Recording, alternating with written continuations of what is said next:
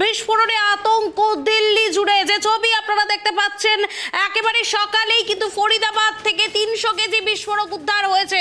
আর তারপরেই দিল্লির লালকেল্লা এলাকায় বিস্ফোরণ, ভয়াবহ বিস্ফোরণ একেবারে দাঁড়িয়ে থাকা একটি গাড়িতে।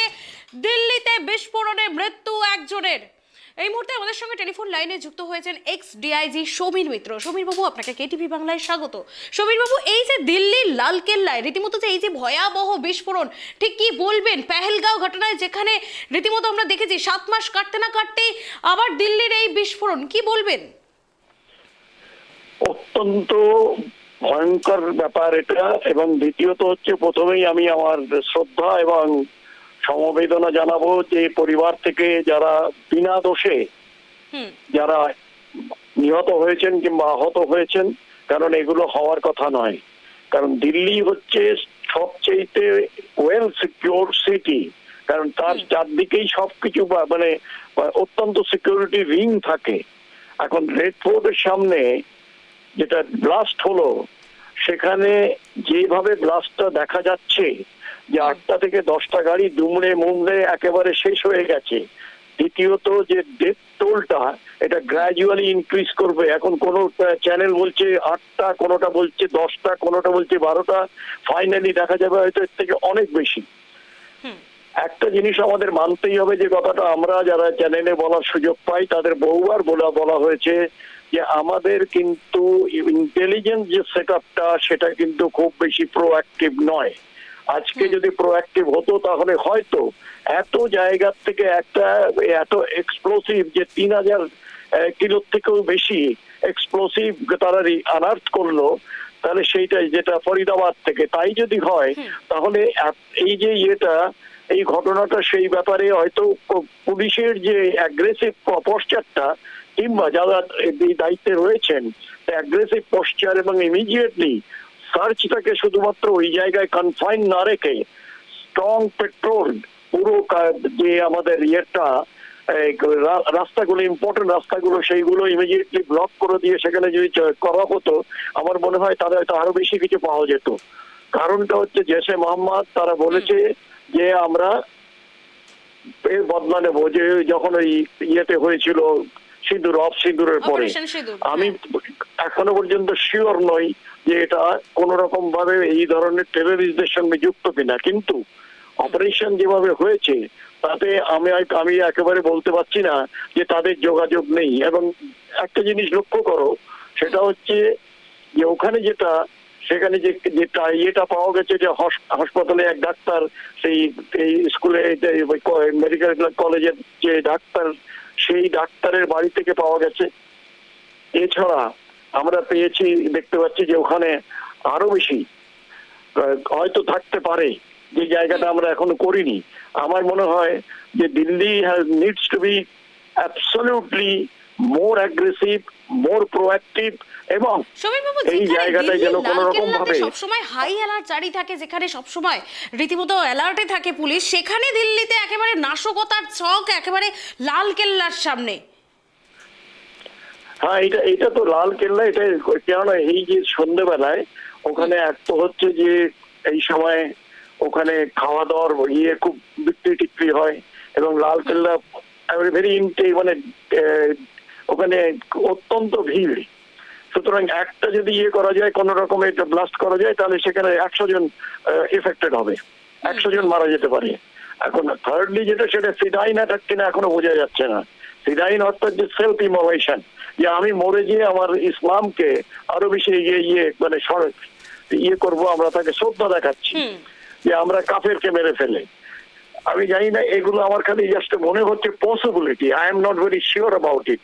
কিন্তু একটা জিনিস শিওর, যে এই যখনই আমরা এক্সপ্লোসিভটাকে আমরা আনার্থ করলাম, আমরা কবজায় নিলাম, তখন থেকে কিন্তু একটা অ্যালার্মিং করা উচিত ছিল। এবং তারা কিন্তু আগেও বলেছে যে আমরা দিল্লি ইজ দ্য টার্গেট। সুতরাং লেট আস ওয়েট নাও, দেখা যাক কি হয়। আস্তে আস্তে ইনজিওর্ড এর নাম্বার বাড়ছে, ডেথের নাম্বার বাড়ছে। আমি তাদের সমবেদনা জানাবো, তাদের পরিবারদের, এবং আমি চাইবো যে আমি একজন নাগরিক হিসাবে এই দেশেরই, আমি চাইবো যার যে দায়িত্বটা আছে, সেই দায়িত্বটা যেন কোন রকম ভাবে গাফিলতি না হয়।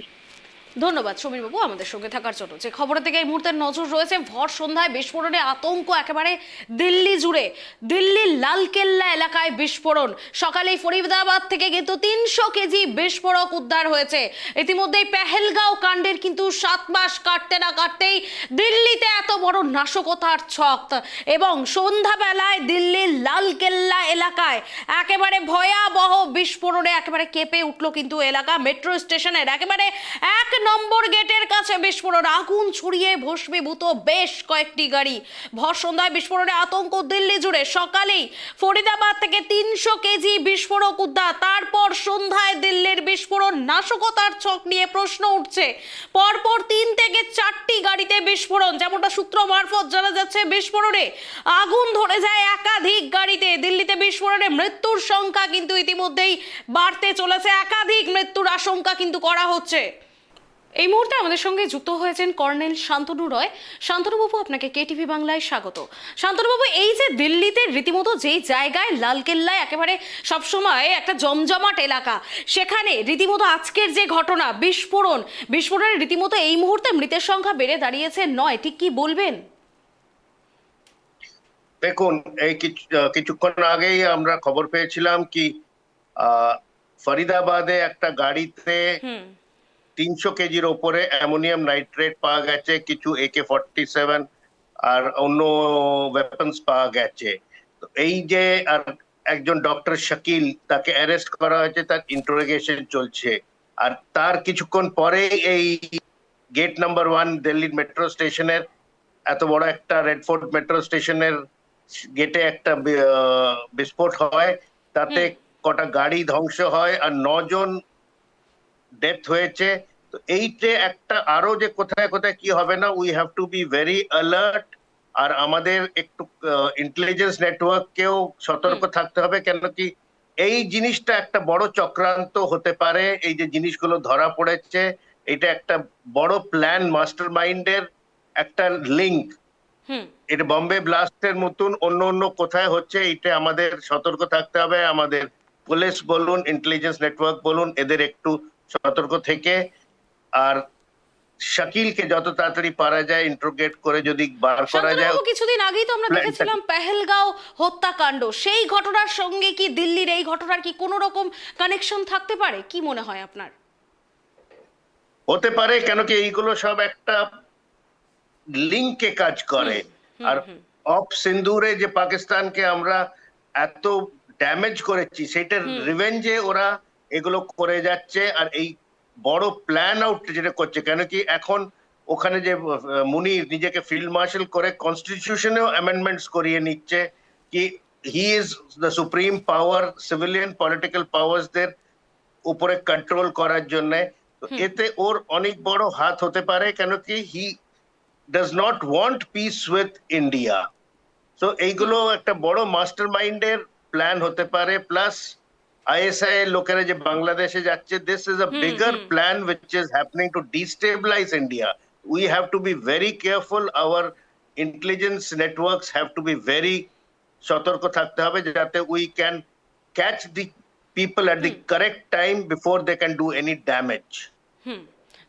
ধন্যবাদ শান্তনুবাবু আমাদের সঙ্গে থাকার জন্য। যে খবরের দিকে আমাদের নজর রয়েছে, একেবারে দিল্লিতে নাশকতার ছক কিন্তু একেবারে উড়িয়ে দেওয়া যাচ্ছে না। গোটা দিল্লি জুড়ে কিন্তু জারি হয়েছে হাই অ্যালার্ট। দিল্লির পাশাপাশি কিন্তু মুম্বাইতেও জারি করা হয়েছে হাই অ্যালার্ট। বিস্ফোরণের কারণ কিন্তু এখনো নিশ্চিত নয়, তবে এই বিস্ফোরণে কিন্তু মৃতের সংখ্যা বেড়ে দাঁড়িয়েছে 9 জন, অর্থাৎ 1 থেকে একেবারে 9 জনে কিন্তু মৃতের সংখ্যা বেড়ে দাঁড়িয়েছে এবং আশঙ্কা করা হচ্ছে আরো মৃত্যুর সংখ্যা বাড়তে পারে।